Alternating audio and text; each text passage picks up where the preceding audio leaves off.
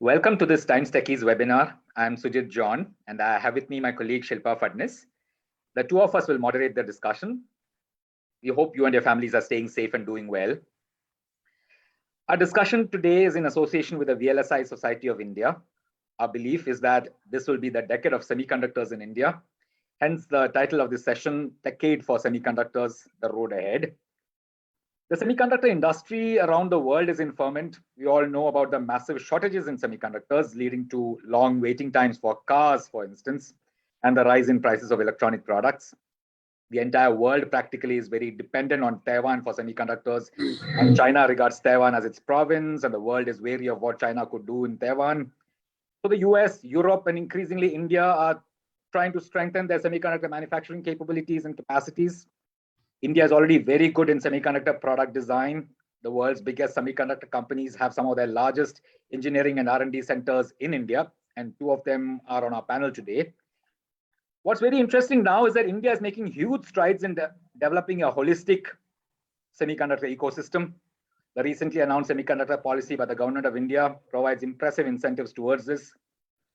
There are major incentives for semiconductor manufacturing, for design, and for research. To discuss these incentives, to discuss the impact these incentives are likely to have on India's semiconductor ecosystem, to discuss the technology advances India can make in this space, we have with us a very distinguished panel. We have with us Saurabh Gaur. Saurabh is Joint Secretary in the Ministry of Electronics and IT. Saurabh is an Electronics and Communications Engineering graduate of IIT Roorkee. He started as a research engineer with CDOT and has been with the IAS since 2002. Saurabh is a key architect of the recent hardware and semiconductor policies and schemes of the government of India. That includes the Semiconductor and Display Manufacturing Program, the Production-Linked Incentive Scheme, the Scheme for Promotion of Manufacturing of Electronic Components and Semiconductors, the Modified Electronics Manufacturing Clusters Scheme, and the MeitY Startup Hub 2.0. Great job, Saurabh, and welcome to this platform again. This is the second time you are here. We have with us Satya Gupta. Satya has also been on this platform multiple times. Satya is president of the VLSI Society of India. He's also the former chairman of the India Electronics and Semiconductor Association. After a long corporate career at Intel, he co-founded 5 successful startups. He has been part of the worldwide semiconductor industry for more than 30 years, both in the US and in India. During this period, he has been involved in semiconductor product design, semiconductor and electronics manufacturing, intelligent electronics products, IP development, and in developing the industry academic ecosystem. He's a recipient of IEEE's Gordon Bell Award for Supercomputing. Welcome, Satya. Thank you. We have Sambit Sahu. Sambit is Vice President of the Network and Edge Group and General Manager of the IoT Engineering Group at Intel Corporation. Sambit leads the worldwide engineering team responsible for product design and development across IoT, intelligent edge, AI client, and networking products. He has more than 30 years of experience in semiconductors, including 16 years in the US. Sambit has delivered over 70 groundbreaking innovative products and technologies worth more than $100 billion. Apart from Intel, Sambit has held leadership roles at Qualcomm, Sun Microsystems, and Rocket Networks, which was acquired by Cisco. At Qualcomm, Sambit led the India Design Center. Welcome, Sambit. And we have with us Balajee Saurabh. Balajee is the head of Samsung Semiconductor India R&D Center. He oversees India operations of the memory, system LSI, and foundry business units, and drives both strategy and culture for innovation and inclusion at the center. Balajee spent the first 20 years of his career in Texas Instruments. Over the past 8 years, he's played a crucial role in the journey of Samsung's Semiconductor R&D Center in India. Samsung's memory business has been the world's biggest for close to 3 decades. The memory team at the India Center is an integral part of enabling embedded client, data center, and enterprise solutions for Samsung Electronics. Welcome, Balajee. Thank you. Those of you who this can send in questions through the Facebook comment box. Sujit and I will put them to Saurabh, Satya, Sambit, and Balajee. Let me start with you, Saurabh. Many congratulations on drafting the great policy for semiconductors. It must have taken you a few months. Can you give us the response you've received to the semiconductor policy from different stakeholders? Thank you, Shilpa and Sujit, for having me on this platform again. Very aptly titled, we in the government working with the industry definitely want this to be India's decade. And going forward, as part of the Digital India program, expanding it to semiconductors. We've come out with the Semicon India program, which essentially is the framework for development of semiconductors and displays in India. Before I talk about the response, let me briefly describe what is there in the policy also, in the sense that we have virtual absence of semiconductor manufacturing in India, though we have strengths in semiconductor design in terms of almost 20,000 odd very strong workforce. We do designs for the entire world. And now, because of strategic reasons and also the fact that our import bill will only keep on mounting if we don't have a semiconductor foundry in place or a IDM in place, there's this renewed effort to bring in semiconductor manufacturing into India. There have been efforts before. What is different this time is, one, the size of Indian market. Today it is 3.5% of global electronic manufacturing. We expect it to become 10% of global manufacturing in next 4 to 5 years. And that is on the confidence behind that is because of the interest that global champion companies have shown to participate in our production and incentive schemes, be it for mobile, where Apple and Samsung as two big players have committed huge manufacturing into India, or in IT hardware, where again we look at Dell, HP, Acer, Asus manufacturing in India. So what it does is that as more and more products get manufactured in India, one way is to keep on importing the components. The other is that now that there are strong brands here who control their supply chains, if a fab is there, they may as well be inclined to get their memories, their logic pieces out of India, as also power devices, RF devices. And we have on the panel other people also who represent the fab and the fabless space. In fact, both of them represent the IDM space. So we have gone all out. While we came out with the policy on 15th of December last month, that was in, still last month only in December. Before that, it took almost an year. We did an expression of interest exercise. We looked at what the companies will be looking at when they are participating in India. And today, after having launched the scheme, we have good interest coming in from companies. So there are 4 pieces to the scheme. The first one is on semiconductor fab, where government is committing almost, for the overall program, it is $10 billion, 76,000 crores. For fab alone, it is 50,000 crores for semiconductor fabs. So almost $7 billion. So $3.5 billion for each fab. And we are looking at a range of applications, and we expect that the scheme is open till 15th of February. There is a clause for extending it also, but we expect a response to come in that. Then we have the display fab scheme, where again, various form factors of displays, we expect response to come, good response to come in that also. In the compound semiconductors for the power and the RF segment, we already have companies which have registered on the portal, and also for semiconductor packaging, which is the third segment. And fourth one is the semiconductor design linked incentive scheme, where again we have 25 odd registrations on the portal. So we have 4 registrations on the third part, which is the compound semiconductors and packaging, and 25 odd registrations on the design piece. And on the first 2 pieces also, there's a limited window available, and there's a lot of homework that is required. And we are in continuous touch with the applicants, the potential applicants, and we hope to get good response in that also. Good to hear that when you tried fabs in the past, it did not work out. You're confident this time it will be different. The monies are big enough and all that, is it? And what kind of fabs do you think are you looking at really? Yeah. So one thing is that it is a whole of government approach this time. So in the earlier efforts also, there was definite intent. But like I said earlier, the market, there was no business case per se for domestic manufacturing to support fabs. From 2014, when we were at $29 billion of manufacturing, to now when we are at $77 billion, $76 billion of manufacturing, and going forward in 5 years, and a fab will take 4 to 5 years to come and stabilize when we are looking at $300 billion of manufacturing. So there is a order of magnitude difference, number one. Number two is the entire approach also. Earlier it was only fab. Today it is backed by packaging, which is a roadmap to the fab. It is backed by design. So lots of Indian companies, people who've been working in, say, global companies, are looking at getting and making their own design pieces count, forming their own companies, or people in the Silicon Valley or in other parts of the world coming and making companies in India. And there's appetite of capital also to back it up, venture capital also to back it up. We've been speaking to companies. So on the design space, on the packaging space, there is a consolidated effort.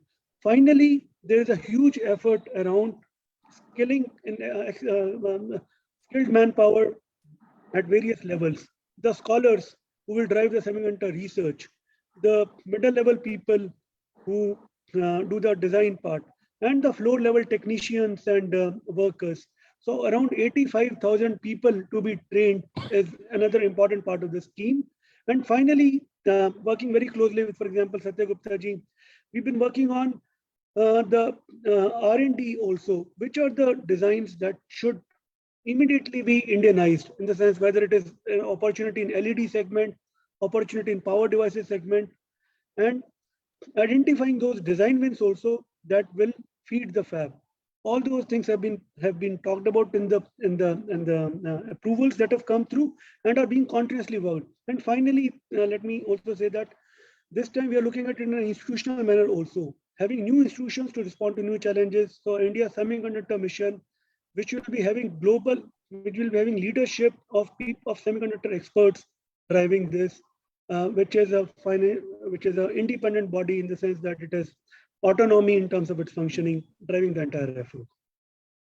Great. So a much more holistic policy, a lot more money available, a lot more components and production capabilities already are there now, and body to drive this entire initiative. Satya, you've been very passionately driving this entire, I mean, from the industry side, you've been championing many of these things. So are you happy? Have you got everything that you wanted? What else do you look for? Thanks, Sujit. The way I look, basically, we have been basically intending to do semiconductor manufacturing and semiconductor design for last 15 years. It started with 2011 National Electronics Policies and multiple efforts, right?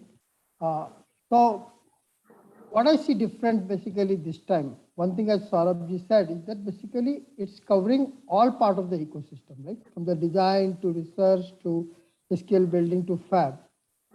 In terms of the incentive, couple of months back when basically these things were being basically planned and not announced, I was talking to one leading global expert that what kind of the incentives will work, right? He said for every dollar spent by the industry, if government can put 50 cents, that will be great. Okay. But when we came out today, basically for every dollar put by the industry, now we are putting $1, right? So 1 to 1 basically. So I think looking at the incentive policies across the world, in any country, and almost every country in last 1 year have announced something around basically this thing, from Europe to Taiwan to US to Japan. I think the incentive for the fabs are by far the best. Yeah. Okay. I think, and I'm saying basically not one of the best, it is the best basically Really? scheme in the world, right? No other country is giving 50% of your basically project costs for doing this, right? So I think scheme-wise, it's fantastic.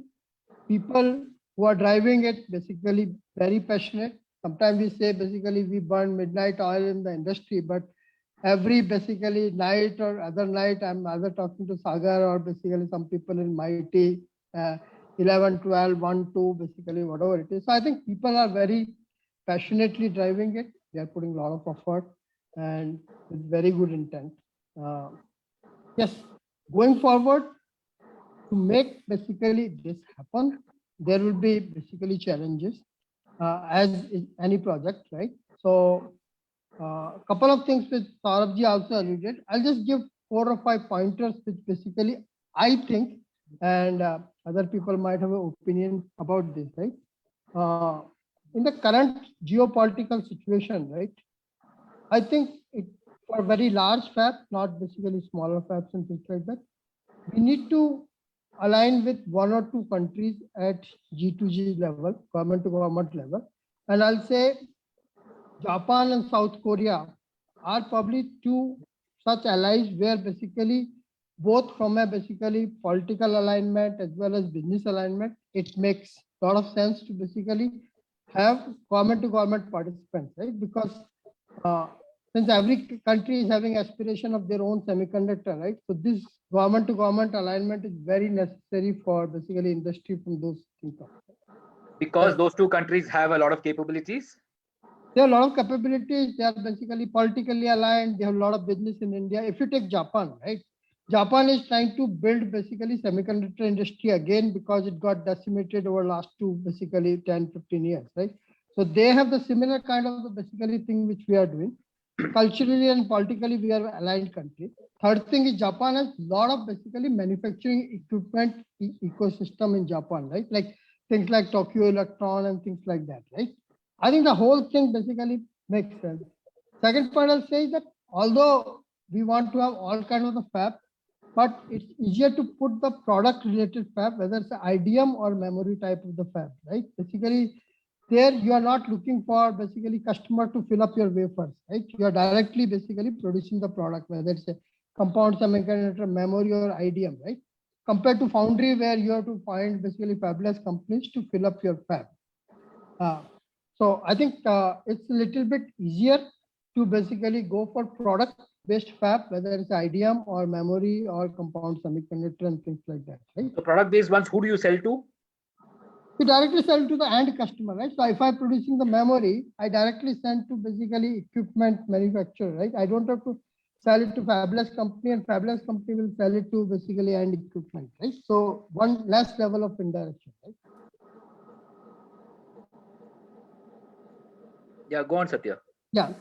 Third thing is that I think over the years, whenever we talk to global people, right, there is a myth and unplaced perception that basically India does not have infrastructure.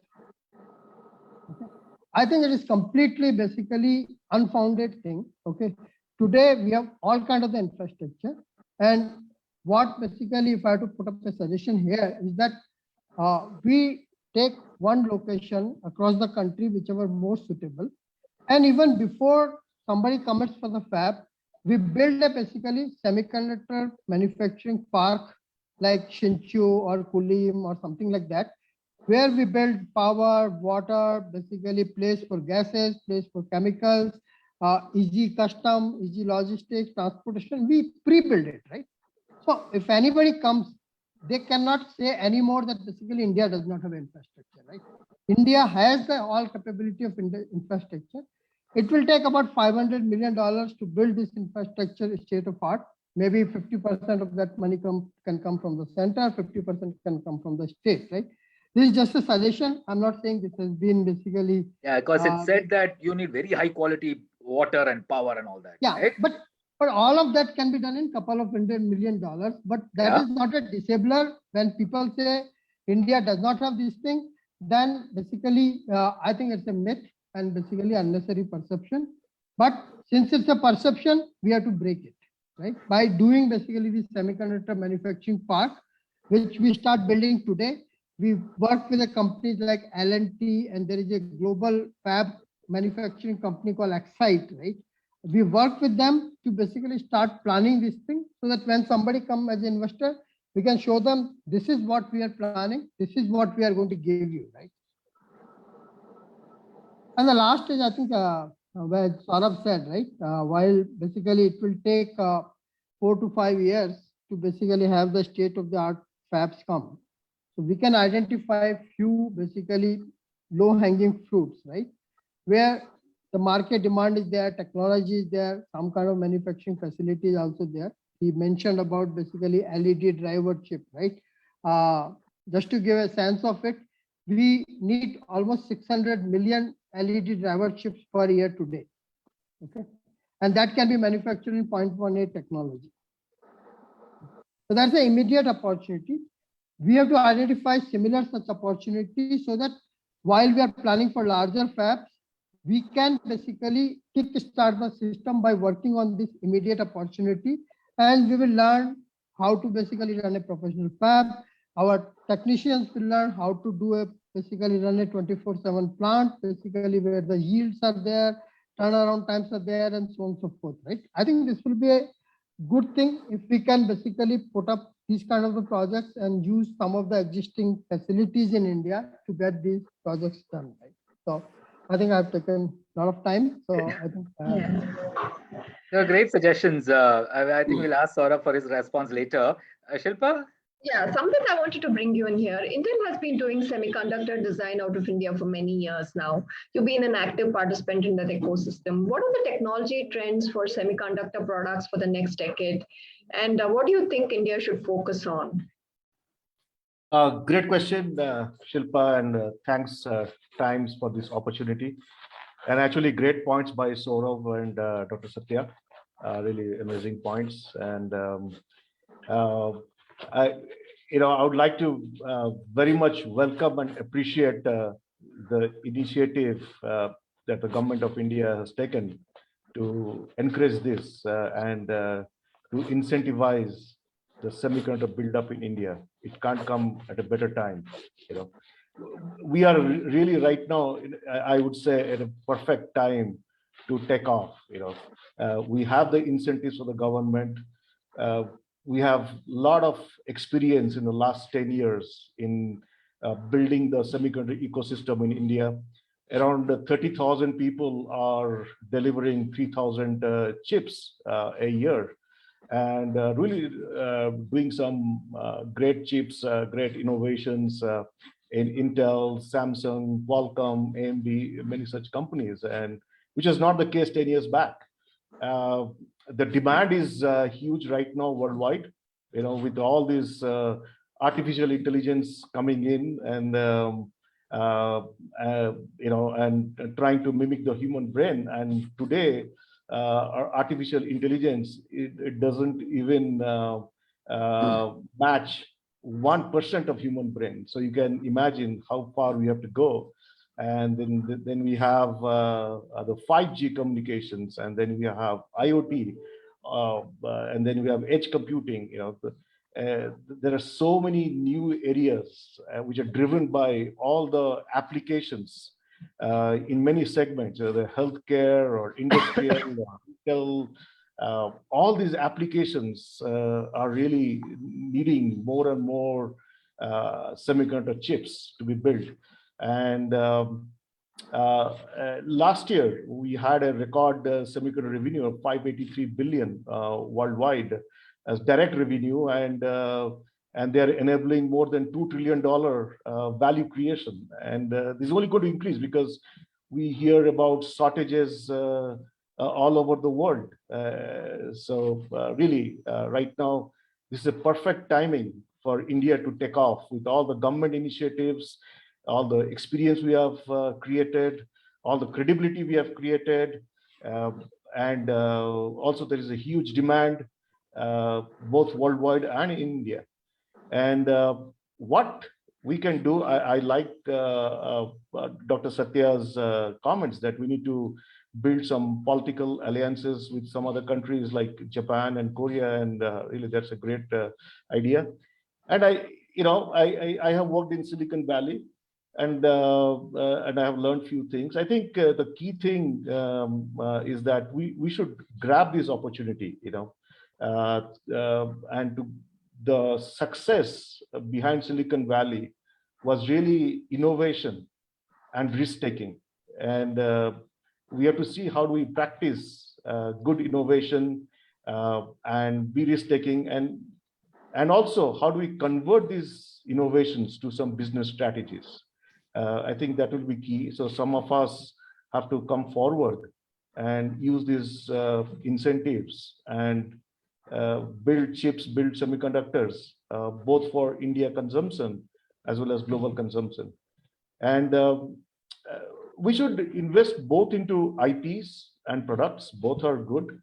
IPs, if I look at ARM, they have built a great business model just by developing IPs, and there was there has been discussions for to acquire them for $40 billion valuation. That's a huge valuation, so we can definitely invest into IP development and also product development. I think India can lead in areas where there is huge demand in India, particularly in the areas of healthcare, education, agriculture. I mean, these are great opportunities for India to lead the show. And to make this successful, people have to innovate, people have to be risk-taking, and I think the ecosystem have to come together more cohesively. The government has done its part. Now it's up to the MNCs, the academics, the people, the software ecosystem. All of them have to come together and make this a grand success. I'm very positive about it. I think we are in a perfect time to take off, and I really appreciate the initiatives of the government. And let's join hands and let's collaborate and make the India semiconductor system a great success. Perfect time for India to take off, but we have to be more innovative and risk takers. Okay, Balajee, you heard all of the others, Saurabh, Satya, Sambit. Give us a sense of what your feeling is. I mean, you have been, Samsung has a major semiconductor R&D center in India, and you have played a significant role in it. So how do you see the policy? And of course, the whole world is now talking about 5G and applications based on 5G, and you are at the center of all of that. What are the next big opportunities for India? Sure. So firstly, thank you, Sujit, and thank you, Times, for this opportunity. So since this topic is about the next decade for semiconductors in India, so let me talk about what kind of technology trends are going to shape and then bring it close to India, right? Firstly, I believe that world is going to be a massive connected in devices world, right? In the sense, pretty much everything is going to be connected, right? In terms of devices, be it, we're talking about smart factories, smart homes, smart cities, smart vehicles. So everything is going to be connected. Not just connected, they're going to be intelligent, right? Because edge intelligence is going to play a very big role. So gone are the days where people believe that we have to go back to cloud and bring back the decisions from cloud to edge. Is not going to happen. So we are going to have massive connected intelligent devices, right? So from that point of view, I would say that there are 4 core technologies that's going to power, right? So one, as it is connected, so connectivity is going to be key, right? So 5G is going to be a very key technology, because when you talk about billions of devices connected, so the density is going to be key. You're going to have millions of devices per square kilometer, which is going to be connected. That's where 5G becomes critical. The bandwidth is going to be key, because the amount of information you're going to share to the cloud and bring it back is going to be key. And the third thing is the latency, right? So we can't live with the latency which we see in 3G or 4G. So technologies like 5G is key for us to bring down the latency as well. So connectivity in terms of low latency and in terms of density and very high bandwidth is going to be one key anchor as far as the technology is concerned. The second aspect I would say is, since I spoke about intelligence, and edge intelligence is going to be very, very important.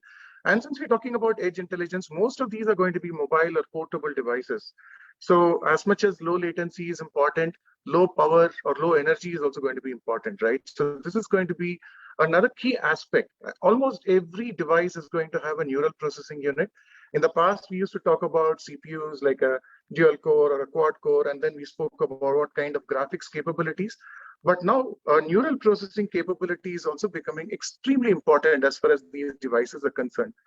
The third aspect, anchor, I would say, is sensors, right? Because many of these are going to be intelligent devices making a lot of decisions based on the sensors.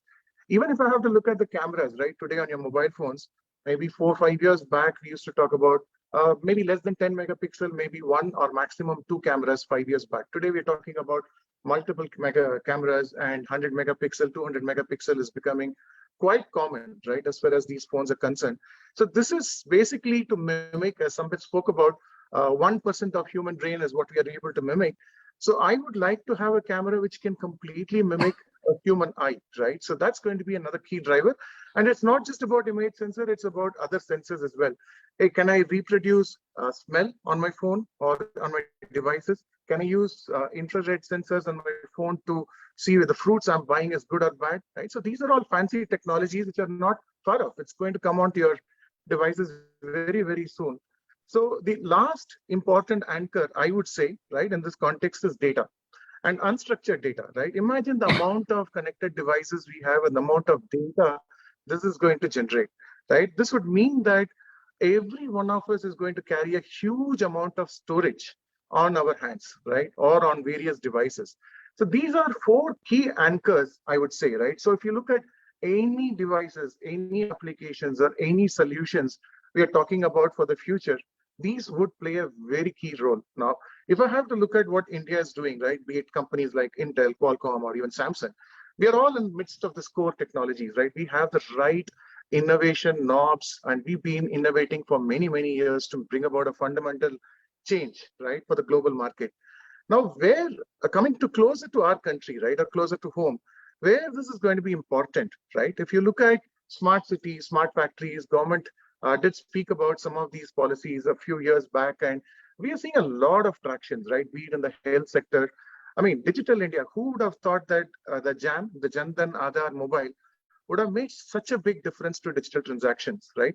So I think the government has put in the right ingredients in terms of semiconductor policies, or in terms of bringing in the right overall infrastructure policies, economic policies, anything you look at it, to drive this digital innovation in India, right? So from that point of view, I believe that we are sitting on a huge opportunity as far as India is concerned. What I would like to see personally is, yeah, we speak about semiconductor policies and things like that, but a lot of product innovation needs to happen in India, right? End product innovation and end devices innovations needs to happen in India too. Because many of the startups today, the focus is still a lot on applications or software. I think this focus has to change into kind of devices, which makes more sense to India, right? So given the kind of the chip design capability we have, or the embedded software capability we have, we can bring about even more innovations. Many of our design houses here can design for India, right? So make for India, make in India are all great. But I would also like to see design for India as a very key capability coming in, and government driving more incentives and policy on that front is what I would suggest from my end. Since you mentioned product innovation and the need for a lot more, of course, companies like yours are doing it. Probably you should do a little more focused on India is probably what you meant. But I mean, one of the criticism, call it criticism, whatever, is that companies like yours, Intel, Samsung, and all of them pay so much to their executives that nobody is incentivized to come out and create it themselves, create startups in India. What is the way out there? I think, go ahead. Yeah. How do we create more entrepreneurs in India? You said there aren't enough. When all of you are paying so much, why should they come out and do it, take the risk? See, as far as I'm concerned, I mean, I'll talk from Samsung point of view, right? I don't think we need to, if I have to talk from a Samsung point of view, if there are product, right? I mean, not chip design, right? If there are products that are being done in India, a company like Samsung will be glad to work with the product design companies to make a fundamental differentiation, right? So it need not be just people coming out of the big chip design houses to start chip design activities, right? We can definitely, being part of Samsung, can make a lot of differentiation to India, because India does need very India-specific products, right? I mean, the end products. I mean, phones is typically what we talk about, but I'm going beyond phones, right? Be it in terms of medical appliances, be it in terms of automotives. These are all the various segments that needs to drive innovation, is what I would say. And when that happens, chip design houses like Samsung, Intel, Qualcomm's, I'm sure we'll be jumping on this opportunity to collaborate and make a big impact. Okay, is what I would say. Yeah. Okay, great. Saurabh, you heard all the others, and of course, Satya made some specific suggestions around aligning with certain countries, creating a showcase park to start off with. Your response to some of those? To the points that Satya made on the political analysis that need to be forged, I will not be able to elaborate on that, but there is a lot of work going around cooperation on multilateral fronts, and exactly the kind that Dr. Gupta was talking about. So I leave it at there for now. on the part that how do you, while you have the policy and the pundits and champions patting you on the back, what is it for government to keep on doing to have a sustainable engagement with industry and to keep the interest alive? So in near term, we look at, for example, the things that Dr. Satya Gupta was talking about. One part of the policy also is commercialization of our fab that we have, the SCL fab, Semiconductor Laboratory Fab, which is presently with Department of Space, but which with the recent decision has now or will now be coming to Minister of Electronics and IT. There's a slight procedure around it and it should happen fairly soon. And while that happens, we are engaging with Dr. Satya Gupta and the likes, identifying top designs for India, which can be fabricated at the technology that is available in SCL today at 180 nanometer, 0.18 micron. And see how do you have that fab running to the optimum capacity. And then have a very strong plan of modernization around it.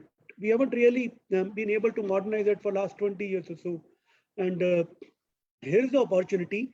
It provides with it a knowledge which is already in situ present. And for anybody else, for that knowledge to be reacquired by any other company in Indian environment also is going to take almost a year, if not more. So we should leverage that, and that is where we believe in next 2 to 3 months, we would like to make that happen and make the innovation ecosystem, the things that Balajee and Sambit also talked about, a partner to that. Make it available for design companies in India who otherwise have to go to fab abroad to get their design siliconized. They can use it here. That's on the near term. Apart from the work that has to continuously happen on the training part, which is a continuous process, and also the implementation of programs of the different components of scheme. So giving fast approvals is another near or immediate term aspect. In the medium term, and medium term I mean within a year, we should come out with a high-tech park. Okay, this is one sector that unfortunately cannot be democratized in the sense that you cannot have too many parks all around the country. While for electronic manufacturing, one could afford that. There's demand for LEDs, for renewable energy, for meters, and you can put clusters. Here we are looking at one big mega cluster, like a Hsinchu in Taiwan or a Woods Park in Singapore or so on and so forth.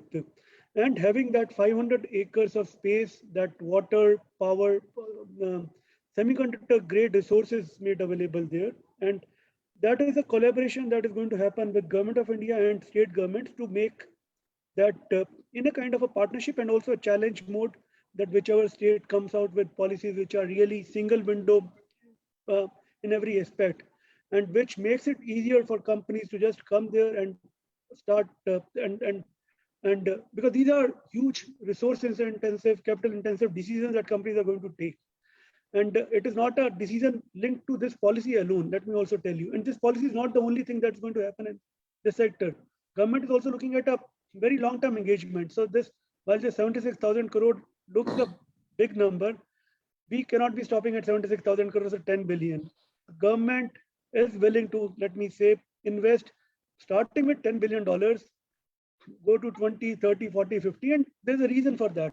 And I'll briefly touch upon what Balajee said. I think very important points in the sense that what are going to be technology trends and how do we keep, while we've been playing the catching up game till now, how do we get on the leading edge of the game? How do we start to, Indian companies start to co-innovate with the rest of the world, bring out devices and products. So the policies, we had the production incentive scheme to look at the end devices and their manufacturing, large scale manufacturing. We had the component schemes, look at the supply chain. Now we have the semiconductor scheme as the foundational part, but the design scheme also actually has not just the chip design, but what Sambit was also talking about, IP development companies, EDA tool development companies are going to be incentivized. Also, what both Sambit and Balajee said about the product design companies, device design companies, systems and board design companies are also going to be incentivized. So we are looking at an entire design-led manufacturing piece to emerge out of India, which is to be driven by innovation by private sector. And I liked what Balajee said, in the sense that, look, if Indian companies are able to grow at scale, engage with these global companies, we don't mind in the long term, because of the nature of the sector, they might get acquired. while where there's a obvious intent to keep the IP domestic, and there are certain safeguards around that also. But we would want more Indian innovation to feed into global companies and hopefully have Indian companies also become global champions in this process. The last thing I would like to say is on the connectivity part that again Balajee said very neatly. What Government of India is doing and which is not probably that broadly visible is the emergence of very strong public digital platforms. Aadhaar is a big platform which has become a public good today. And there are so many efficiencies that get derived out of Aadhaar or its derivatives in terms of identities. So there is a digital health identity that is going to come through. Similarly, there'll be an education identity for every individual. And on top of that, platforms that are coming up. For example, UPI is a platform. We have among the best payment system in the entire world because there is a underlying layer of public digital goods to back it up. We are seeing emergence of that in health sector with the National Digital Health Mission. Soon enough, we'll be having digital education mission, digital logistics mission, digital agriculture mission, and all of it will be essentially providing the core digital infrastructure made available as a public digital infrastructure by government. And on top of that, having standard APIs, and on top of that, allowing the private ecosystem to have its play in terms of developing apps, systems, services around that. And that will, since the foundational layer is available, just like, for example, UPI, you had the banks being connected. It allows a Paytm to have a bigger play around the overall ecosystem. Similarly, if you have in health system, all the hospitals interconnected, you have all the dispensaries, all the diagnostic centers interconnected. And then you can have apps having a much bigger play around them in consultancy, in medicines, and diagnostics, and so on and so forth. So what I'm saying is, we will see in next 3 to 4 years, Digital India 2.0, which will be much bigger, much more connected, giving much more play for innovation. And my obvious ask to the industry is, if we can have more risk capital, patient capital driving this. Hardware is difficult. It's not like enterprise or software as a service where you are immediate wins available and you can have 10x valuations in a year or two. Hardware is a consistency game. It requires much deeper collaboration and would want more risk capital to get associated with it. And we'll definitely see emergence of strong electronic and hardware companies also out of India. No, great to hear that digital 2.0, and yeah, and absolutely right. Hardware guys, that's what they keep saying. We need more capital. Very true. Patient capital, like you said. Shilpa? Yeah, we have some questions from the audience. This is from Suresh Narisetti. Intel is expanding its fab in Ohio, TSMC in Arizona, Micron and Samsung expanding in Austin, other major investments in Europe, Taiwan, and Japan. How to position India's greenfield fabs to ramp up quickly during the global fab expansion by all the big players? I guess I'll okay, go ahead. The initial part of it, in the sense that the country, this glut in this shortage of semiconductors presently, and the fact that there was huge disruption in supply chains has led to, in a way, desperate efforts by geographies across the globe to have a piece on the semiconductors. While every other and there are brownfield establishments where it is easier for companies to expand their presence. For example, for Ohio also, if that is taken as a case, although Ohio might be greenfield, the fact remains that Intel has a huge presence in US. Similarly for Samsung and others in Korea or in Japan, which is again trying to do it. But in India, while we are competing with them, what we are also offering, and which was not probably mentioned in that detail earlier, is a lot of demand consolidation that will go into a fab for India. Fabs which are set up in India will be given the status of a trusted fab. They will be able to, so the market will be consolidated and made available in, say, 5G, in telecom, in EV, and the charging space, in mobiles also, in navigation. So we are saying that if a typical fab, let us say at a 28 nanometer, a fab at 40,000 wafers per month, 4 years from now is looking at $2.5 billion of annual production. we will have the market of $30 billion to back it up. So we should have a fab that will have strong foundations in terms of availability of domestic market. That alone, let me say, is not going to suffice. A fab has to be globally competitive to be able to sustain itself. It has to keep on putting that capital for having R&Ds also around newer technologies emerging. So that kind of support also, I believe, you see, once the fab comes and one fab, and then that's what probably Dr. Gupta is also saying, once we have first fab, we'll have more of them to come. The initial one will definitely be the toughest one. It will be challenging one. We are going to do everything that it takes to support it, to nurture it, but we will also have policies to support, policies to aggregate demand, policies to probably not say put barriers, but have certain enablements around ensuring that fab remains viable. So those are things that we are going to do to ensure that the fab in India or the fabs in India will stay strong, will emerge as very strong fabs. Okay, Satya, you want to add to that? Yeah, so see, I think when Shilpa cited these examples, right? In addition to that, there is a plan to expand in Europe, plan to expand in Japan, plan to expand in South Korea, right? So I think over last 18 months, maybe it's because of pandemic, because of other reasons, right? I think the overall semiconductor manufacturing ecosystem is going through a drastic change, right? Earlier, it was that you can have fab anywhere and you can basically supply to anywhere in the world, right? Whether it's a Taiwan or something, right? But now every country wants to have basically sovereignty in the semiconductor manufacturing business, because it is going to be one of the most important strategic asset for any country, more than basically your defense equipment or anything like that, right? I think in earlier seminar with you, Ajay Chaudhary said that modern wars will be fought with the semiconductors, right?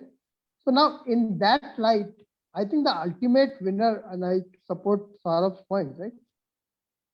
The country which has the largest market, okay, local market will be able to do local fabs at the end of it. If you look at the US, why they are getting every fab? Because all the fabless companies are in US.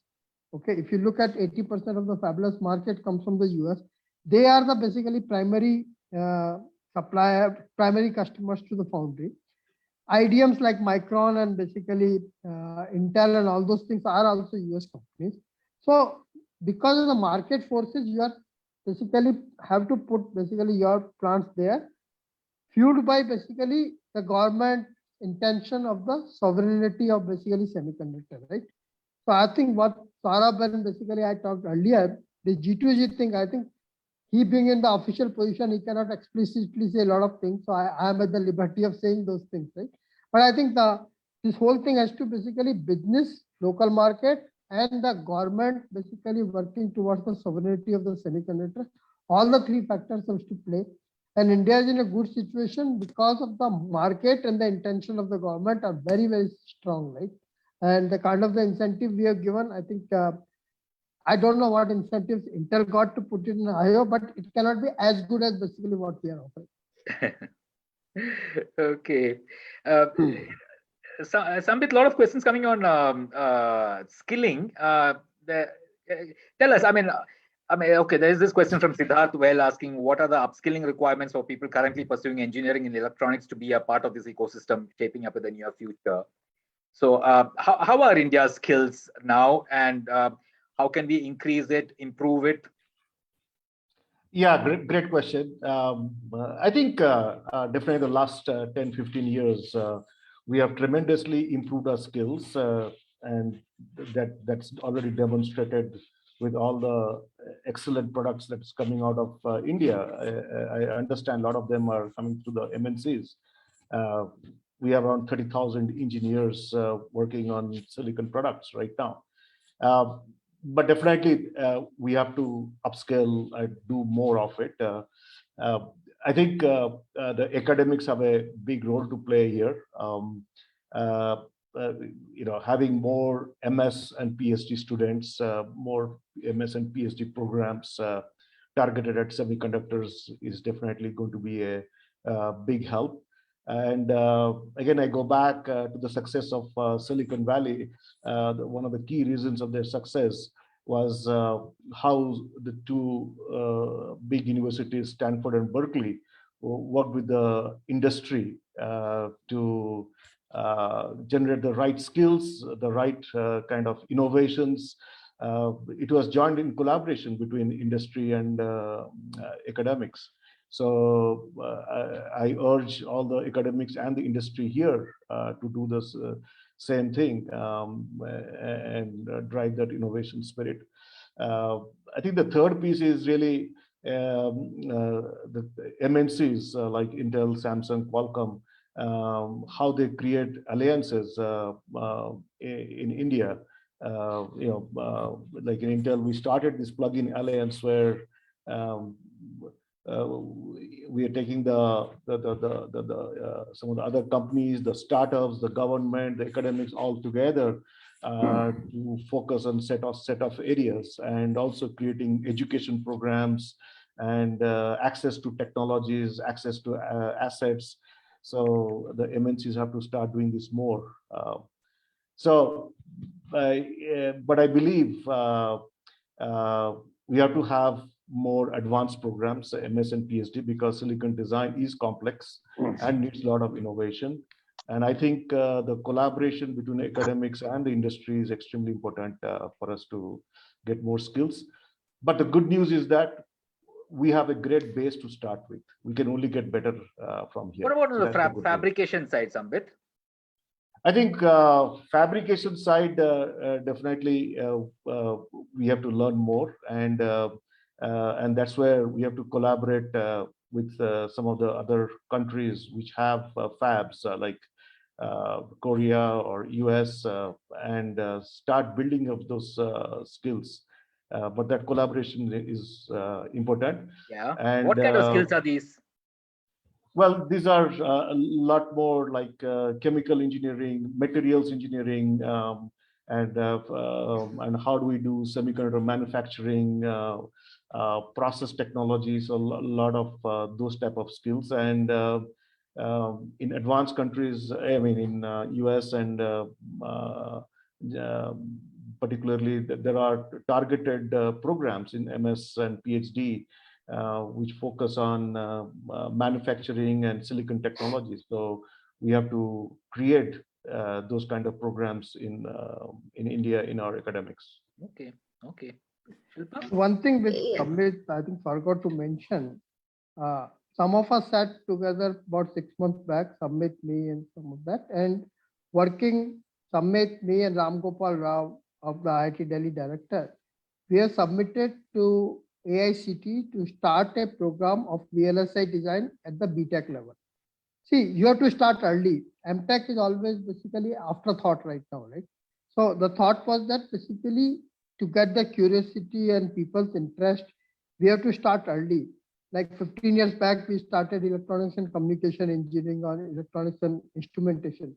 I think it's right time to start a basically undergraduate program at basically every university, whosoever wants to take it up, to basically offer a VLSI design as an undergraduate course that will bring a massive basically change in the trained manpower and so on and so forth. That proposal is sitting with AICT. Hopefully, basically with MeitY's support and everybody's support, we can get it through, and by next session, we can start this program. Okay, excellent. We have this question from Yogesh Tiwari. When will Fab IDM be set up and be fully operational? Will it be competent to the global foundry giants? Balajee, would you like to take this? I don't think I'll be the right person to answer this question. Maybe Satya, maybe. Or yeah, Mr. Gaur can answer this. Yeah. So let me, the way we looked at it is that we have the scheme available for participation.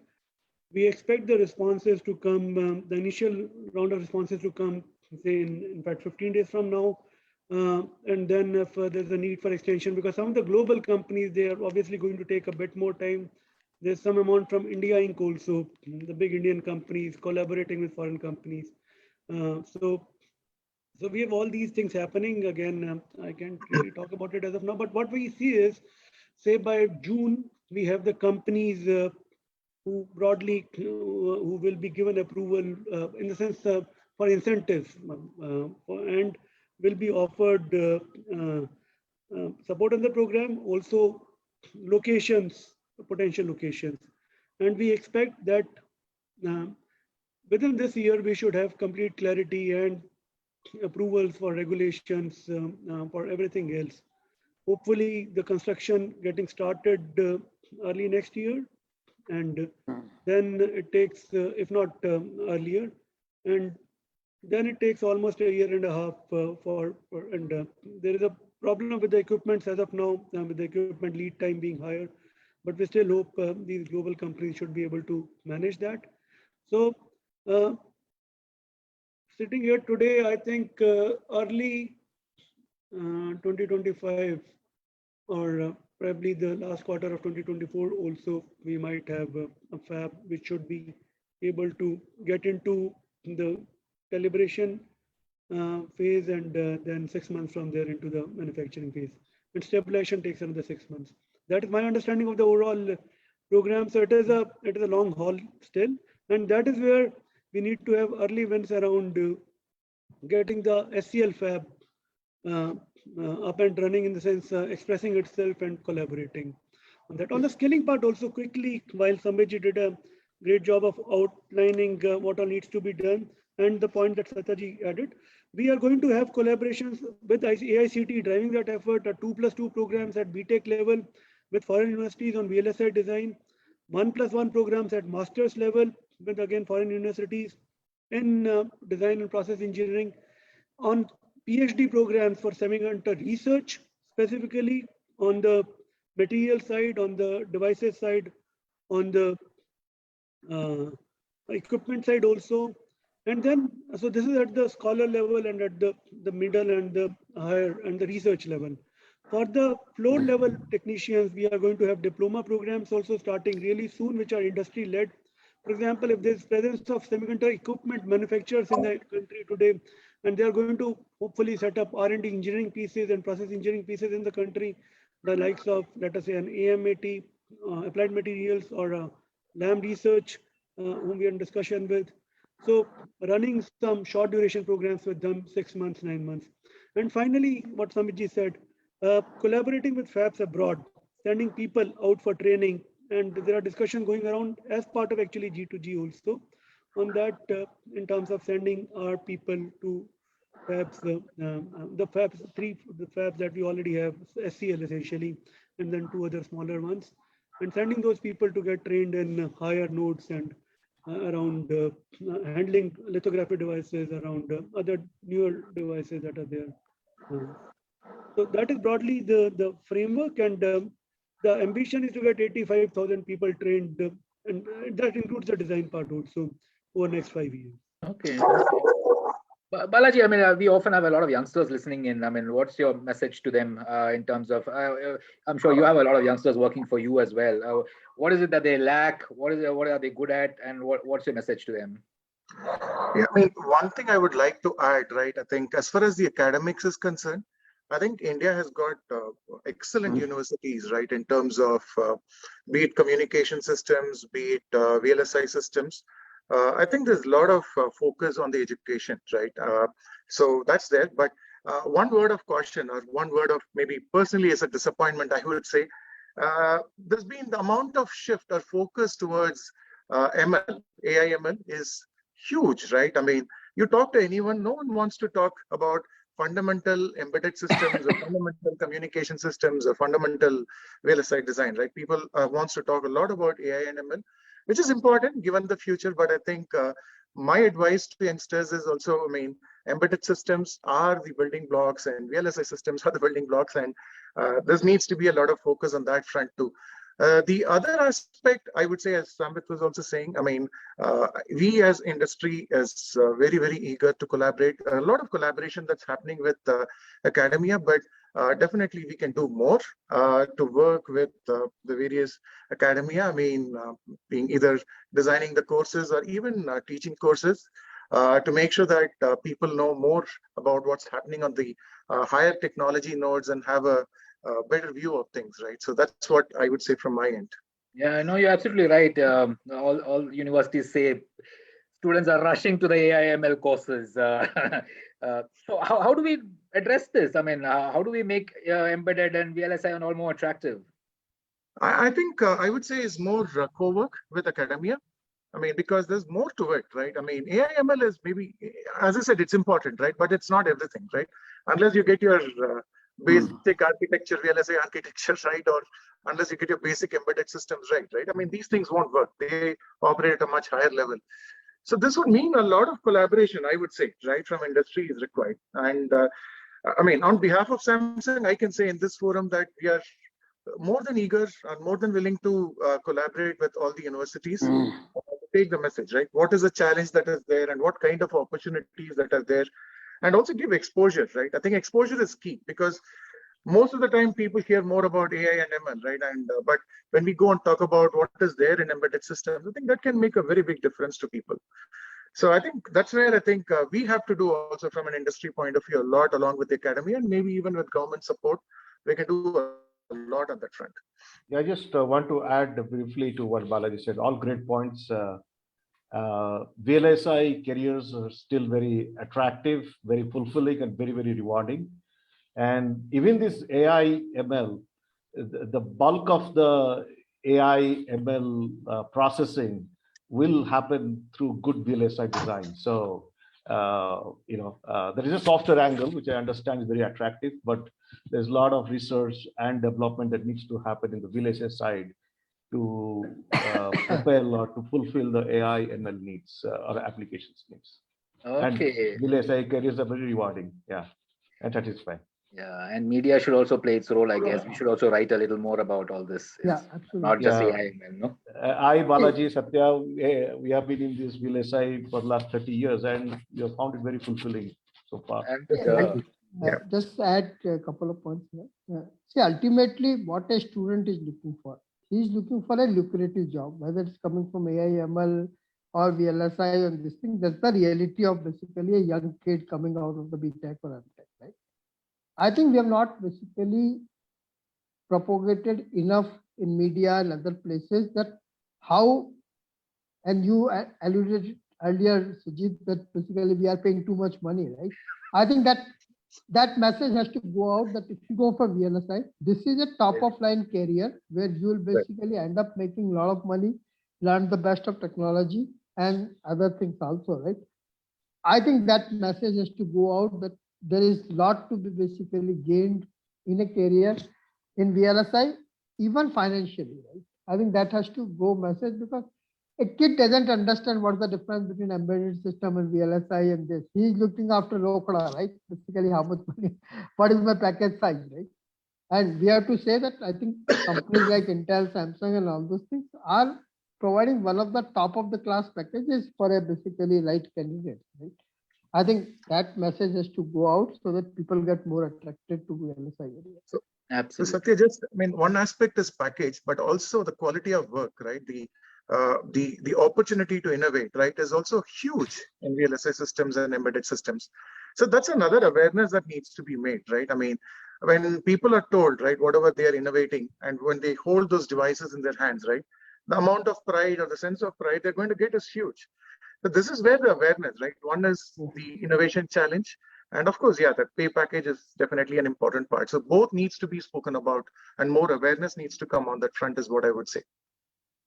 Yeah, now with the policy and all the jobs that are going to be created, I guess we will also be writing a lot more and all of this information, I'm sure will come out a lot more. So there are some questions, yeah. Lots of questions here. Saurabh is gone. Okay, so okay, there was an interesting question for Saurabh, but I will come to that later. Vasanti is asking, when we say fab, which node will be more realistic for a first time, and is ATM a good first step? Satya? Yeah, see, I think there was another question about the time frame earlier. So I'll say overall from the technology and time frame, it's a continuous process, right? Let's say initially, as Farajji said, in 6 months, we will get SCL operational and getting this thing, right? In 1 year time frame, we will get some ATMP going, right? In 1.5 to 2 years time, basically, we will get some basically compound semiconductor going, right? Then in another 2.5 to 3 years, we'll get basically 28 nanometer fab going. And maybe 1 year down the road, we will have basically 10 to 5 nanometer fabs. It is a continuous process. So we are not saying that basically we will wait till 2.5, 3 years till basically some big bang thing happens, right? I think the government is working on a continuum of a plan, starting with basically short term, which is SCL type of the thing, then ATMP, then compound, then lower node, then higher node, right? I think that's the whole thing going to go. In terms of what the suitability of node, maybe looking at the investment and the complexity of the fab, somewhere around 28 nanometer will be good start. Okay, and then moving on to basically 14, 10, 5 to whatever it is, right? So, and I think if you do market analysis of the product which are practical to do in India and consumed by Indian market, I think 28 nanometer has a lot of potential. So I think that could be a more definitive answer to her question. Okay, Shilpa. This is from Niyaz Ahmed. We also heard from the current discussion that end products is also the goal of the government initiative in the long run. If so, the innovation in battery technologies and battery manufacturing will also be a key for that. What is the government's plan on that? I think Saurabh is on mute. So I think there is a huge parallel basically plan. There is a PLI on the battery technologies. And basically, I think battery technology will be as important as basically semiconductor and other technology, because we need to find the storage for large green energy projects as well as for running these devices. So government has a very large parallel program running on the battery technology, which is basically coming up with a new technology, doing the cell manufacturing in India, doing the cell assembly in India, all of those kind of things, right? But I think that is coming under a different policy from the MeitY and the government. Right? So, but there is a huge focus on battery. Okay. I have a question. I think I'll just wait for Saurabh to rejoin for that. Sambit, I want to ask you. I mean, ultimately, I believe this called the India Semiconductor mission is what is going to drive the entire initiative, and that's going to be a central part of it. What do you see about? What do you think about that, and how do you think it should be structured? Well, first of all, as I said, we're at a great place and a great time. A lot of things are lining up. Okay, so now we really need to see two things. One is how do we bring this together, and how do we have some really strong leaders or drivers take this whole concept and things lining up into reality? How do we make sure this is all translates into something wonderful? And once we start a few successes, and they say that success breeds itself, so it will sustain itself. So we need really some strong leadership, which I'm pretty sure the government is thinking about it. Maybe MNCs and other Indian companies should join hands and really see how do we drive this to reality. The second piece is that I believe somewhere we have to see really how do we create this collaboration and really very active collaboration with urgency, because time to market is really very of high essence here. How do we bring this collaboration between academics, MNCs, Indian companies, venture capitalists? So we really need to bring these four players together, and I'm pretty sure the government is there to support us. How do we bring these four players together? Whether to device programs, education, training, research, innovation, all these things needs to be addressed through this collaboration. So these two things need to happen: some strong leadership to make all these things into reality, and second, a great platform for collaboration of all these big players. So the government has already called for what, a CEO and CTO and CFO and all that, right? Yeah. Okay. I think that's a great start. And we have to really capitalize, apart from the CXO office, to capitalize on experienced people, both outside India and inside India. And many of us, I'm pretty sure, will be happy to contribute and to do our part in making this a success. So just to give about the thought process about the ISM leadership, right? I think there are two parts of it, right? One is the execution part of it, and one is basically advisory part of it, right? The execution part of it, basically this management team, right? I think we need people who have global experience, but basically they understand India well, right? Basically what works in India, what doesn't work in India, right? So they understand the government, they will understand the ecosystem and so on and so forth. They will be the best people to run the execution part of it. As far as the advisory part goes, basically we have probably about 20 odd global Indians who are the basically gurus of this field. Okay. And they are in regular job, they cannot leave and join as a CEO. So I think we need to leverage their expertise, people like Sanjay Malhotra, people like Shiva Shivaram. All of these guys are basically running fabs world over, right?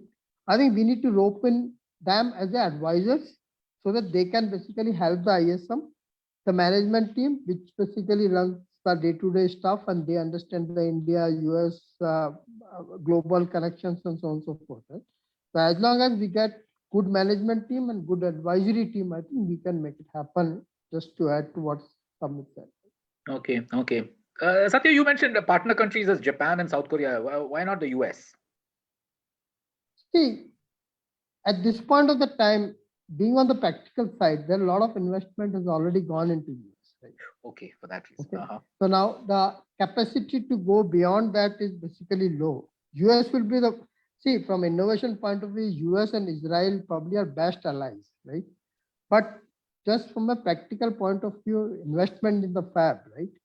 I think US has put so much money already on the table, and with the CHIPS Act and all of those things, right? I did not mean to say we should not partner with basically US and Israel and other countries, but the investment appetite at this point of time will not be that high because they've already invested so much. Okay. I know we are 12 minutes beyond time. Shilpa, you have this question is from Akhilesh Upadhyay. I've heard about patents being filed from India towards fab, which is involving material processing for semiconductor. How far is this relevant towards steps we are taking now? Sambit, Balajee, are you all filing, your folks filing patents in this area? Most of Samsung patents are on the systems and design point of view. We are not filing any patents on the materials aspect as far as is concerned. Yeah, the same here, mostly on the design and IP side of things, not on the manufacturing side of things here. Okay. So Sujit, this material science patent and the manufacturing patents, there is a gestation period is very long. Okay. By the time basically they make way to the commercial side, right? It takes very, very long time, right? For especially for a country like India where we don't have the real manufacturing facilities, right? So I think it's good that we are producing the patent and they will help the country in the long run. But short term, whatever we're trying to do, like getting the fabs and all those things, it will take time to get impact on those things, right? Maybe the gestation period is somewhere between 7 to 10 years for these kind of the patents. Okay, I think we are, of course, well out of time. I had this question early on from Jashan Jain and Niyas Ahmed. It's more for Saurabh, I guess. Will there be any opportunities in the government or SPVs for engineers with this skill set? What about engineers already working in other government departments like electrical and electronics? I think there is a urge. So I will not give a definitive answer, but think about it. Suppose we expand SCL, right? Okay, and make it a commercial fab. And let's say expand the capacity also 4-5 times. Obviously, there will be need for basically this type of engineers, right?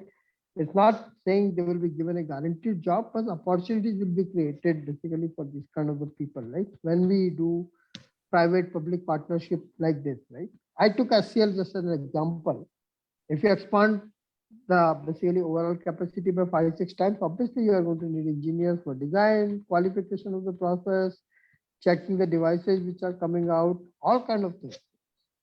Designing libraries, designing PDKs, everything will be needed. Okay.